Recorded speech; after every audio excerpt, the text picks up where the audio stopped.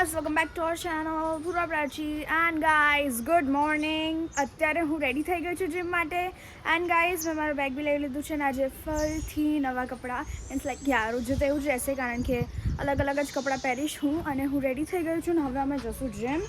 અને ગાઈઝ તડકો કેટલો તડકો છે અને હું આટલા જ વાગે જીમ જઈશ તો લાઈક મને સારું રહે કારણ કે એટલા ટાઈમે થોડી લાઈક શું કહેવાય પબ્લિક ઓછી હોય છે એટલે. અને અત્યારે અમે જશું જેમ એન્ડ ધેન પછી આવીને અમે જમીને અમે શું કરશું એમને ખ્યાલ નથી અને શું જમવાનું છે આજે એ બી ખ્યાલ નથી. સો ગાઈઝ સ્ટે ટ્યુન બન્યા રહેજો.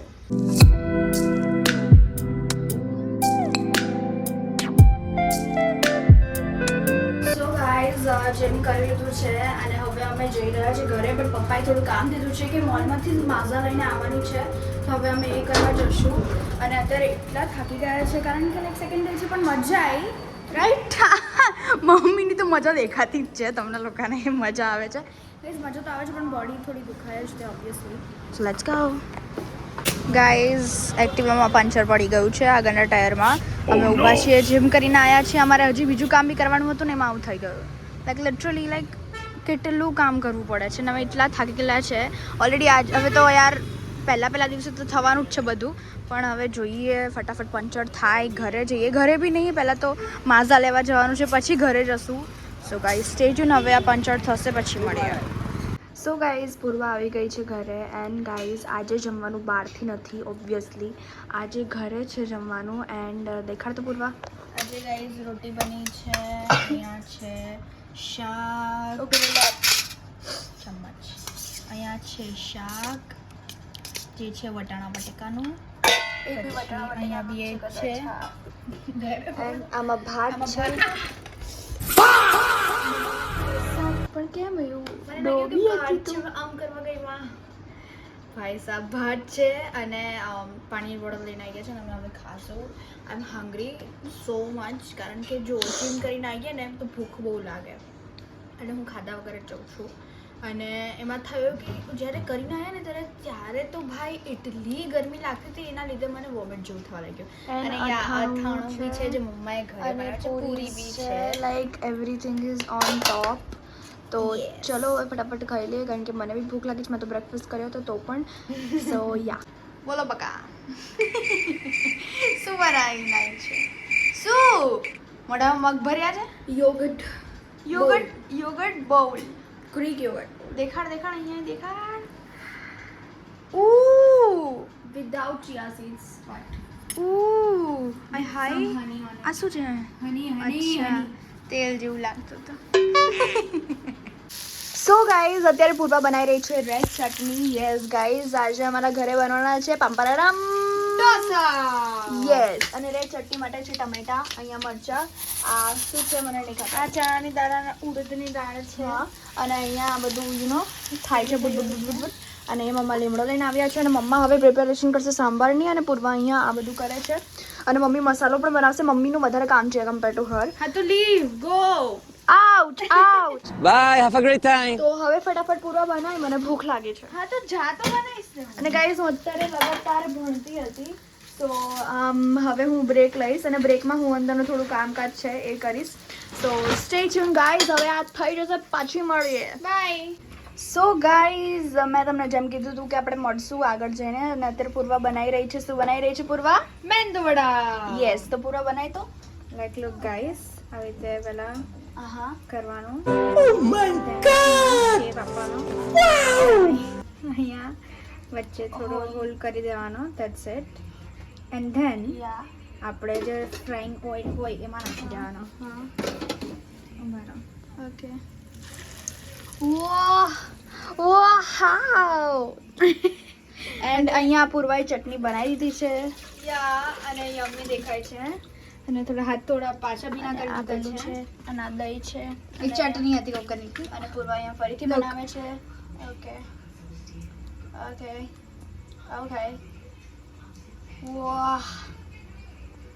વાહ ભાઈ વાહ છોકરી.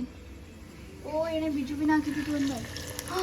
અને અહીંયા મમ્માએ મસાલો બનાવી દીધો છે. અહીંયા સાંભાર છે, આ ઢોકરિયામાં ઇડલી છે, અહીંયા ખીરું છે, અહીંયા ટીકડી છે, શેની કાંદા વડા કહેવાય, સોરી. પછી એના બાજુમાં છે મેંદુ વડા, અને એ બી મેં જ બનાવ્યા હતા ગાઈસ. સો યા, અને અહીંયા બીજું ખીરું છે, એની માટે એ ઢોસા માટે છે, અને ઉત્તપમ માટે છે. એટલે ગાઈસ આજે બધું જ બની રહ્યું છે. આજે સાઉથ ઇન્ડિયન પ્લેટો, યા બહુ જ મજા આવશે ખાવામાં. Let's go to it. So guys dinner ready છે, એન્ડ ગાઈઝ બધું જ અહીંયા લઈને આવી ગઈ છું હું, અને પપ્પા બી ખાવા આવી ગયા છે. અને ઢોસા બન્યા છે એમના ફેવરેટ, એમને જ ડિમાન્ડ કરી હતી. કેવા લાગ્યા ઢોસા? એક નંબર ગાઈઝ ઢોસા, ઇડલી બધું જ મસ્ત રીતે સેટ કરેલું છે પપ્પા માટે, અને પપ્પા અત્યારે જમી રહ્યા છે. અહીંયા ઇડલી બી છે, મેંદુ વડા, પછી અન્યના વડા, પછી અહીંયા ઉત્તપમ મેં કીધું હતું ને, ઉત્તપમ બી બનાવવાના છે. ઉત્તપમ બી બની ગયા છે, અને ચટણીઝ એન્ડ સાંભાર, અને પપ્પા પેપ્સી લાયા છે. સો કંઈ કહેવું છે તમારે? Super. Okay so guys okay, so અમે ફટાફટ જમી લઈએ, પછી મળીએ. So guys god bless you Prachi.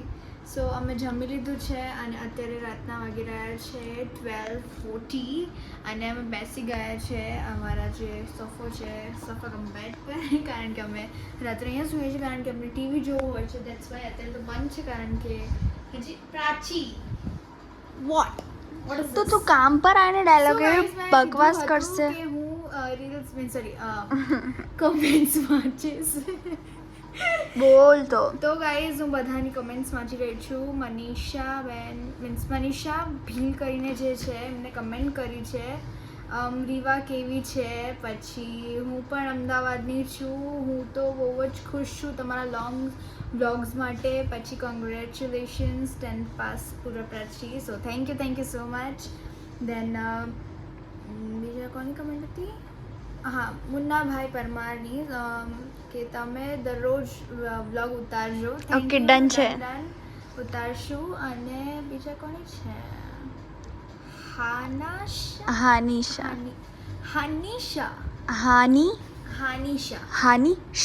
હાનિશા sorry જો મિસપ્રોનાઉન્સ થતું હોય, બટ અમે લોકો પરફેક્ટલી નામ લઈએ છીએ.